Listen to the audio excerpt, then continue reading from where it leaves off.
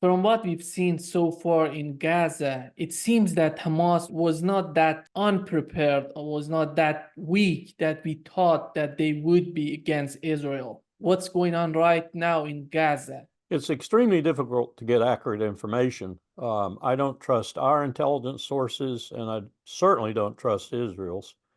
I don't trust their intelligence sources or their leadership to tell the truth about casualties, or for that matter, almost anything else. But from what I'm hearing and what I'm seeing, I think it is becoming again a reality that the most difficult form of warfare on earth is urban warfare. We used to call it military operations in urban terrain, and we knew that it was extremely difficult to conduct, and it was made even more difficult if you rubbled the area beforehand. That is to say, you dropped lots of bombs on it. You give the guerrillas an opportunity to hide in almost every corner of the country. You give them an opportunity to ambush you at will, almost. And if there are any buildings that are left even remotely intact, you've got to clear them. And clearing buildings is extremely difficult and dangerous, and you're going to take inordinate casualties in doing it. So what I'm hearing, the number of casualties that the IDF has taken is probably being welcomed in Jerusalem with some astonishment. There's also, as I've said before, the fact that the IDF has not really been at war in a real sense since 1973. It's been an occupation force, and occupation duty makes all of your real warfighting skills atrophy, even to the point where you become a glorified policeman and you do some of the things we've seen the IDF accused of. You start brutalizing civilians, you treat the civilians as if they were subhuman, and such as that. This happens to an occupation force. It's very debilitating to do this kind of duty. So that, plus what I saw around Khan Yunis, where they did the 7 tons, I believe, which is not a lot, but it is a lot for the IDF, airdrop, tells me that one or two things exists, or perhaps both of them together. One, their line of communications, so-called supply routes from the other side of the border into Khan Yunis are so battle hardened and inflicted by guerrillas that they decided they had to airdrop because they couldn't trust the supplies coming over land. Or they wanted to speed up their operations in Khan Yunis and felt like airdropping would do that over land supply. Either way, it's either an indication that they're encountering more resistance than they expected, and it's the fact that they want to get more brutal faster because they're thinking that this is not turning out the way they thought. And so they're going to do as much as they can in the time that they feel they have remaining. And that's not just because of the international opprobrium about what they're doing, but it's also because of the casualties they're taking. So I don't know what the real answer is, but it could be any one of those or a combination of them. When you look at the Netanyahu administration's behavior and actions and reactions, do you see any sort of strategy? Immediately after the attacks on October the 7th, I don't think there was a strategy. Even if I believe some of the reputable people who are talking about Netanyahu having, and Likud in general, having known about this for some time, and even maybe having aided and abetted it with money through Qatar. Even if that were true, and I don't buy that yet anyway, I haven't seen enough evidence, the shock of October the 7th actually happening, I think, presented them with no strategy. They had no strategy. What developed in the interim, though, and I think it developed rather rapidly because Netanyahu is a very clever gentleman in this regard. Gentleman is not the term to use. He decided that this would be a major accelerant, a catalyst, if you will, for his slow burning strategy of eliminating the Palestinians. In the West Bank, he was conducting, Ben Gvir and his boys were conducting pogroms.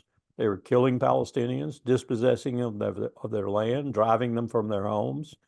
the object being either to kill them or put them in Jordan. He was going to do the same thing in East Jerusalem, and I'm told now is beginning to do it in significant ways in East Jerusalem. Ben-Gvir is now being told he can arm the settlers with sophisticated weapons. They were using shotguns and things like that. Now they're getting sophisticated weapons, the kind of weapons the IDF has.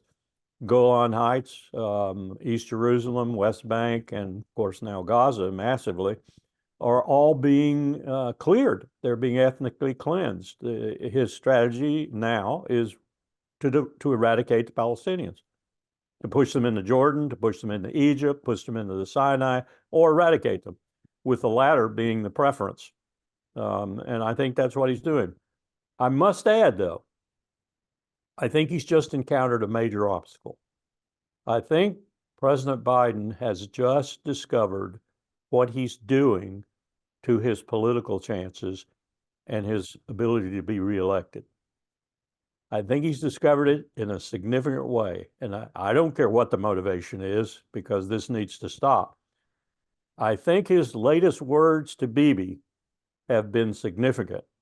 I think he's saying similar things in a different atmosphere, of course, to Zelensky. And we can talk about that. I think we have developed our own strategy now, finally, to ending the war in Ukraine and to bringing some kind of ceasefire, probably, to what's going on in Gaza. I don't know how quickly it's going to come, but I think our president has suddenly been motivated to weigh in, and rather forcefully. We've heard that the Netanyahu administration have been sending some warning to Hezbollah, to Lebanese, that if they get more involved in this war, they're going to attack them. Is that possible for Israelis to fight Hamas and Hezbollah at the same time? It's possible, but it's not smart. It's not smart at all. And I think Netanyahu's more draconian comments about I'll level Lebanon, I'll bomb everything in Lebanon, so you better not do this, are indicative of how much it will hurt. And I'm not so sure that if Hezbollah weren't to go whole hog, I'm told they have somewhere between 150 and 175,000 missiles that are not the kind of rockets that Gaza occasionally, shot into Israel, that the Hamas occasionally shot into Israel or others. These are sophisticated rockets, and if they were salvoed, it would be a real problem. Iron Dome wouldn't do them any good at all. And if they were to fight them on the border the way they fought them in, July of 2006, when Hezbollah really handed Israel a defeat.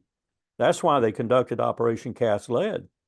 There they were told, kill everything in sight, men, women, children, doesn't matter, because we must send a signal after what happened to us with Hezbollah in July. We must send a signal to the world, especially here in this region, that they can't mess with the IDF. And so that was a brutal operation, a precursor, if you will, of the operation in Gaza right now.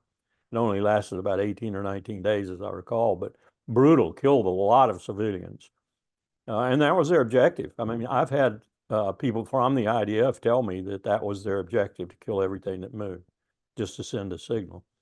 I think it would put Israel in some dire straits if Hezbollah really decided to go whole hog against the IDF. Netanyahu just said that Israel has secured full U.S. support for its ground operation in Gaza. Is that possible that the Biden administration finally changed their behavior, their attitude toward the Netanyahu administration? I think that's just Netanyahu's way of dealing with things. I think he's gotten a serious, solid warning from President Biden. I think some of the public rhetoric has even been that way, but I think the private rhetoric has probably been much stronger. I think the private rhetoric probably, I'd say 70% surety here, included telling Likud Bibi needed to go. And now the Likud party is trying to figure out whether or not they want to comply with that, and if they do, how soon and with whom. But I think they've gotten the word that Bibi Netanyahu needs to depart this scene, because with his departure, the situation for Israel, the situation for the United States, indeed for President Biden's reelection chances, would probably go up dramatically. Now, they have to reinforce that over time. They can't just count on that. The Israelis, in other words, have to come to some sort of ceasefire, humanitarian ceasefire, call it what you will, but it has to be a longer one, and it probably has to be a final one, at least for this iteration of warfare.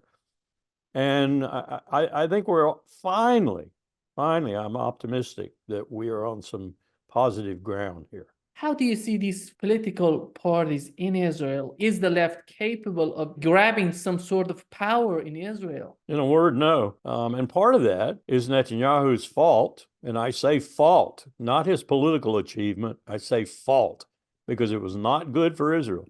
It's not good for any democracy to have only one party and have that party be so right-wing and so autocratic. So he's done irreparable damage to the state of Israel. You've heard me say it. I do not think the state of Israel will be here in the next 18 to 20 years. I think he's done irreparable damage to it. That's his historical legacy. He is going to be as Jeremiah kept predicting in the old days, the army of Babylon came in and destroyed the Israelites, and they did. He's going to be that person for the Israelites, as it were, today, I think, and maybe for the state of Israel. And one of the reasons is what you just asked. Why is there not an alternative to Likud that's viable? What happened with Netanyahu is he showed up the color of a majority, probably 51, 52% of Israeli citizens who are willing to accept anything, so long as they are comfortable, feel secure, and their economy is booming. That's how Bibi won them. He started as finance minister, and he moved on into being prime minister. And as he said, we are not a socialistic country. We're not what we thought we were in 1948. We're a capitalist country. Well, he should have said we're a predatory capitalist country. In fact, the premier predatory capitalist country in the world, next to the United States, of course. And, oh, this is wonderful, which is why so many Israelis held their nose and voted for him, because the lucre was pouring. The money was coming in. The jobs were good. The high-tech industry was booming. The streets were secure. The discotheques were secure. Tel Aviv could continue to be one of the criminal capitals of the world. It is. It washes more money through there than maybe even Doha. Read Misha Glini's book, The McMafia. Tel Aviv is one of those cities that is criminal to the core. Bibi's responsible for a lot of this, but it's a democracy in the sense that people still vote. And the majority of Israelis who voted for Bibi. So they have some blame for this. I don't know. I don't know if they can survive. I really don't. I don't know if Israel can survive after this. I've said it. I'll say it again. I do not know if they can survive. Do you see any capability in this administration, the Netanyahu administration, to rebuild their relations with Turkey and the way the Turkey is looking at Israel right now? Not as long as Erdogan's the leader. I know he's an uncanny, pragmatic, tack here, tack there, tack here, tack there kind of individual. One minute he's going to Moscow, the next minute to Beijing, the next minute he's still seeking EU membership. He's put an end now, I think, dramatically an end to a lot of this, especially EU membership. His words about EU membership would, I would say the next thing we're going to see from Erdogan and from Ankara is the separation of the strong southern flank of NATO from NATO. The most powerful ground army in NATO is Turkey, and I think he's going to leave NATO outright. What that's going to mean is he's got to find a new axis to belong to, or he's got to be independent. I don't know what he's going to do. I know he wants to be the leader of the Muslim world, and much of his rhetoric right now about Gaza is pointed at that, taking it away from Mohammed bin Salman or anyone else who might contest it. He wants to be the leader of the Muslim world. I think that's his grand vision, and grand vision for Turkey too. What does that mean for the future? Well, it means no NATO membership, no EU membership, and where will he align? I think that's a very important question because Turkey's a very important country. Will he align with Moscow and Beijing, which seems to be becoming the axis to be a member of? Or will he be independent and neutral? Don't know. That's a big question. But Israel has had a big hand in doing this, forcing this decision to be made by Erdogan in Ankara. If that happens, getting out of NATO, giving up on EU, and going toward Russia and China, that's a huge win for Russia and China, isn't it? It is. Even if he just goes neutral, which is what my expectation right now is, because he'll want to bide his time and see just where the wind's blowing before he makes a final decision. Even if he just goes neutral, that means he'll probably kick us out of Incirlik. He'll kick the rest of the U.S. vestigial NATO interest out of Turkey. We'll lose that land for our military operations. Key to both Iraq wars, the first war instrumental, and the second war not so instrumental because he refused to allow us to come through there, if you recall. And essentially he did it because we cheated. We cheated after the first war, where we promised him that we would recompense him for all that oil that he lost, and we didn't. So in the second war, he extended the middle finger to us when we asked for permission to pass through. We didn't get it. That was the beginning of the end, I think, of the warm U.S.-Turkey relationship. And now it's coming, I think, to a screeching end, and he'll kick us out. So this will be a real change for NATO. We'll no longer have that solid southern flank anchor on the Mediterranean. I don't know what it'll mean otherwise. I don't think NATO is long for this world. I think NATO is an alliance looking for a place to die. But do you see any grand strategy on the part of US in the Middle East? Middle East still is so much important. Not now. I didn't see much of one before, but you could say there was an inchoate one shaping up as we tried from the Abraham Accords on to interest the Arab countries and Israel into some kind of rapprochement that would mean economic technology exchanges and so forth. I'm not sure where that is now. I know the Arabs are very practical, and if they think there was benefit in that, they will probably hope and pray that Gaza goes away and they can resume it. I'm not sure their audiences, though, their populations will allow them to do that. I'm hearing some pretty rough comments coming out of Riyadh and coming out of other capitals in the Arab world, where they're trying to cover it up, but at the same time, they don't want to irritate a very restive population that sees the Palestinians not so much as Palestinians, but as themselves, as being, they're in the same sort of situation with a lot better, they're not having bombs dropping on their head and so forth. But even though MBS, for example, in Saudi Arabia has promised a lot of change, a lot of that change hasn't been forthcoming. He's very interested in the economic aspects of it, but he's not too interested, apparently, in the free my people aspects of it. I don't know how that's going to play out, but I do know that probably the deals that we thought were starting a new policy in the Middle East, a new arrangement, security-wise and otherwise, are probably going to be fraught with difficulty if we don't stop this massacre in Gaza quickly.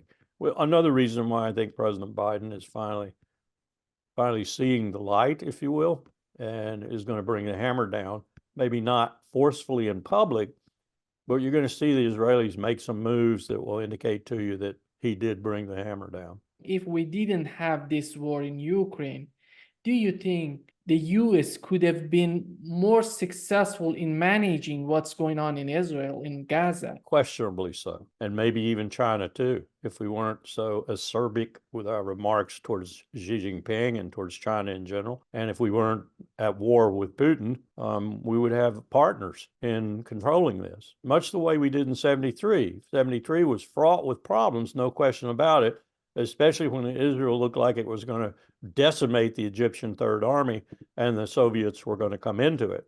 And we had to do some dealing on the side to make sure the Soviets didn't come into it. They weren't, I don't think, very interested in doing that, but there is reason to believe, and the archives support this reason, that they were willing to intervene should the Israelis decide to go further and maybe even go to Cairo. And that brought about a lot of change too. The results of that was a peace treaty, the most important peace treaty with Israel, between Cairo and Israel. Now it's a little bit different because, one, as you pointed out, we're at war with Putin over Ukraine. And two, we've treated him so abjectly badly, starting with Bill Clinton. We've made him the enemy that he is. We have crafted Putin as much as Putin crafted himself. I don't know what that means other than we need to stop Ukraine quickly. And there's the other thing that Biden just did, very positive in my mind. He essentially told Zelensky, they were like, Anatol Levin put it in a piece for Quincy Institute this morning. They were like Finland. You've won. Finland stood up to Russia, the Soviet Union, in World War II. And though they lost a little territory in one of their really nice cities, they won. The Soviets decided, those people are too tough. We're not going in there and fight them. The Winter War was historic in that regard. Ukraine's done the same thing, stood up against the empire, stood up against the Soviet Union / Russia. And you could say, in some ways, a Pyrrhic victory, but a victory nonetheless. They are still Ukraine. And they still have their capital and most of their territory. Let's go talk now and end this damn thing. I think that's what Biden is telling Zelensky. If I were Zelensky, I would eat that up. I'd be the hero. I'd pitch it that way. I'd propagandize it that way. We are the new Finland. We stood up against the bear. And look what we did. We lost a lot of people, brave people, courageous people who fought the bear to a standstill. Let's end this thing. And let's find a diplomat in the United States who can do that. We only have one.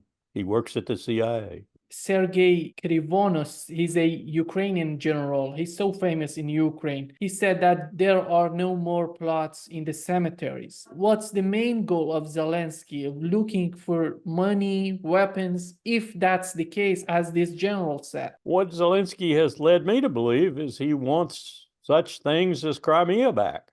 He wants to restore all of the integrity of Ukraine's territory. I agree with Anatol and what I think is shaping up to be President Biden's view. And that is, as I just said, look, you for 300 years, you've been the bear's vassal, if you will. You are no longer that. You're not going to be a member of NATO. There's no way we're going to talk about that. But you have survived, and you survived because of the courage of your young men and women.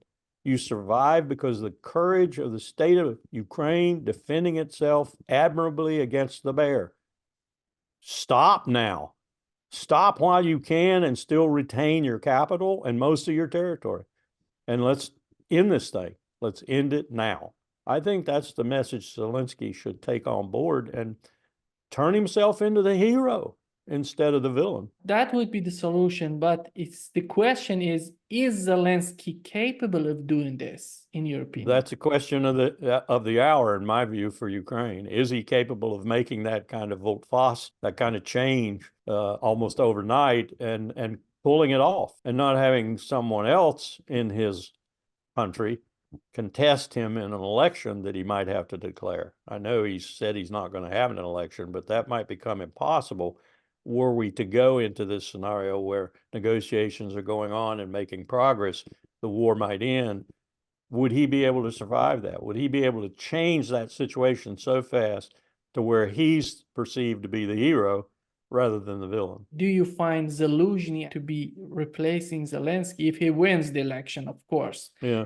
Well, of course Ukraine. he is. If the Ukrainian people were to go to an election and elect him, that would probably be as positive a development, maybe even more so if he went along with what I was just saying, than Zelensky trying to transmogrify himself into a Finnish hero. Either way, Ukraine benefits, I think, as long as the killing stops. Was this administration capable of managing Zelensky, in your opinion? That's a question yet to be answered too. I don't know. I would think that the Victoria Nulands of the world would have no problem getting rid of any leader in Europe. They didn't seem to have any problem years ago or months ago even. But it's a significant question. What will Zelensky do when presented with this ultimatum from Biden that the war has to stop? And by the way, as it stops, here's the story that we should, all wars in certain respects end with myths either terminated or reinforced. The myth is not necessarily a lie. It has reality associated with it, truth associated with it, facts associated with it. But as Churchill was wont to say, it needs a bodyguard of lies. Sometimes the truth needs a bodyguard of lies. So I think developing, as Anatole pointed out in his piece this morning, developing this story around the end of the conflict, around the negotiations that Ukraine has done, and it's true. That's the beauty of this and the benefit of it. It's true. They've done an incredible job of standing up at great cost in treasure and blood, especially of their young people, to the bear. That's to their credit. Now, let's stop and hold what we've got. You're not going to get a better deal than this. Now, let me talk about the general's assessment, my assessment too, on 24 February. My assessment on the invasion day was this. The correlation of forces, as the old Soviet Union used to postulate, that was their phrase, was such that it was inevitable Russia would eventually triumph. Inevitable. 11 time zones, industrial capacity that was just lying there ready to be reactivated again, and has been now. The ability to make 100,000 artillery rounds a week. How in the world could you think ever, if you're David Petraeus and an idiot like David Petraeus is, then you might pontificate that Ukraine was going to win. Notice that Petraeus is not being held accountable at all for his original statements. This is the United States for you today. But any general officer or military professional who said Ukraine was going to win was smoking some really cheap stuff or getting a lot of money from the news networks and others in order to say what they were saying. You knew they were going to wind up at the losing end of the stick. The key now is to keep the portion of that stick that you have and to make that look like a victory. That's not that hard to do, as Anatole pointed out in his piece this morning. You talk about General Petraeus. I want to talk about Michael McFaul. Just yesterday, he tweeted advocating for going after Putin, Xi, Iran, supporting Ukraine, supporting Taiwan. Are these guys still powerful in the Biden administration? I hope not. And I would say to that individual and any individual like him, like Lindsey Graham from my home state of South Carolina, for example, stand in the front row. Get your rifle and your bayonet and stand in the front row. Until you're ready to do that, shut your goddamn mouth. Sorry, French. You talk about President Biden. You said that he's behind the scene. He's trying to convince Zelensky, but he's still forcing the Congress to send more funds to Ukraine. Well, he's caught. He's caught in his own dilemma. He thought, and his advisors were telling him to think, including Blinken, if you cut and run, they're going to punish you. You're not going to get reelected. I'm not going to get reelected. I'm not going to continue to be Secretary of State or whatever he wants to be. Now the drama has changed. The drama now is how many more progressive Democrats are you going to lose before you wake up to the fact that you cannot win against anyone whom the Republicans put up against you. You need those progressives. They're the heart of the Democratic Party, and you're losing 100,000 of them every week. And primarily because of Gaza. Other reasons too, but primarily because of Gaza. So that domestic political consideration is weighing very heavily on Biden's mind right now. And on the rest of his advisors' minds too, because they don't want to leave. We have two main parties in the United States, but we have other candidates. We have Cornel West, Jill Stein. These are two candidates. Bobby Kennedy. Yeah, Bobby Kennedy, RFK Jr. as well. Exactly. Yep. We have three. I understand.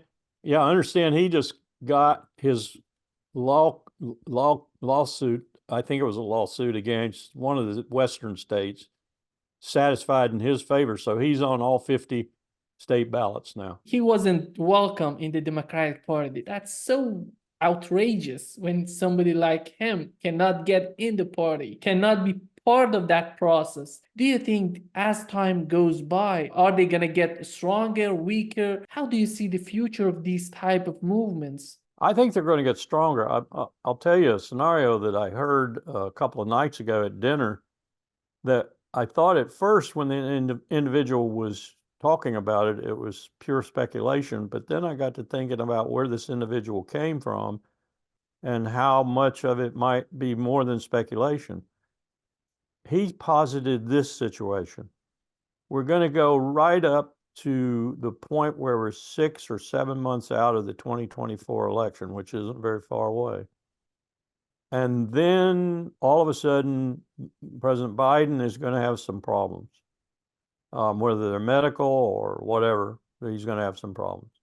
And he's going to have to withdraw from the race. Then riding in on a white horse is going to be Gavin Newsom, the governor of California at current time. Very, very photogenic, very telegenic, very savvy guy in terms of politics. California is the biggest, most powerful state in the union.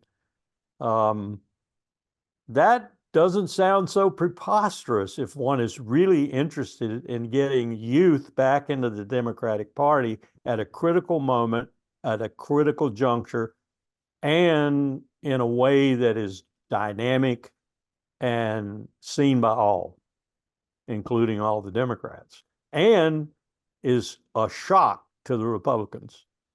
I could see that happening. I don't think it will, but I'd be for it if it did. I think part of the problem is the way we're constructed now, the Republican National Committee and the Democratic National Committee. You just referred to it earlier indirectly. The Democratic National Committee tries to kill everybody. Anybody that isn't in their book, anybody that isn't in the current team, the ones in the White House, for example, now, gone. Don't let that Bobby Kennedy even get close to us. Don't let Jill Stein, don't let anybody get in who can steal votes away from the principal guy. Now, there's a certain logic to that because we just don't have a system that tolerates other individuals being in our political process in a way that allows, nonetheless, generally speaking, the majority member to win, the one that the party's pushing to win. These people are paranoid. The Republican National Committee is the same way. Now they're wrapped around Donald Trump. Can you imagine that? Can you imagine any sane party committee being wrapped around Donald Trump? They're nuts. They're crazy, but they have a rationale, and their rationale is look at all those people out there that are going to vote for him. We don't care how stupid they are. We don't care how idiotic they are. They're going to vote for him. So we got to be there with him. That's what this committee system and the primary process reinforces this, has done to American politics. That plus the incredible pollution of money. They control the money. If you don't toe the line, the committee kills you. You don't get a new election because you don't have any money. You cannot possibly match them in terms of your individual ability to raise money unless you're a special person like one or two we have that can raise money despite them. And they stay fairly independent. Bernie Sanders is an example, but even Bernie is dependent on that centralized money chain now. So we've done it to ourselves. We've created a system that is untenable. It does not reflect democracy. What it reflects is concentrated power and money at the top. Pelosi was a perfect example of that. Schumer is a perfect example of that. Mitch McConnell is a perfect example of that. We should get rid of these people. We should have thrown them out years ago, but we don't because they own the reins of money power.